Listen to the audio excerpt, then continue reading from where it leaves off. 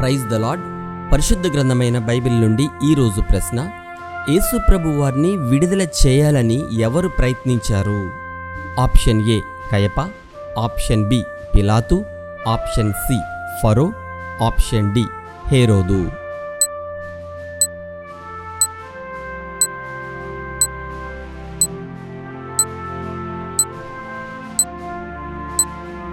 సరైన జవాబు పిలాతు. అందుకు యేసు, పైనుండి నీకు అధికారమియ్యబడి ఉంటేనే తప్ప నా మీద నీకు ఏ అధికారము ఉండదు, అందుచేత నన్ను నీకు అప్పగించిన వానికి ఎక్కువ పాపము కలదనెను. ఈ మాటను బట్టి పిలాతు ఆయనను విడుదల చేయుటకు యత్నము చేసెను గాని యూదులు, నీవు ఇతని విడుదల చేసితివా? కైసరుకు స్నేహితుడవు కావు, తాను రాజునని చెప్పుకొను ప్రతివాడును కైసరునకు విరోధముగా మాట్లాడుచున్నవాడే అని కేకలు వేసిరి.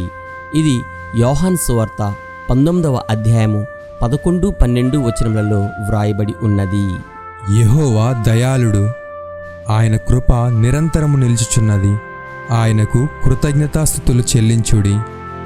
కీర్తనల గ్రంథము 118వ అధ్యాయము 29వ వచనం. Have a nice day.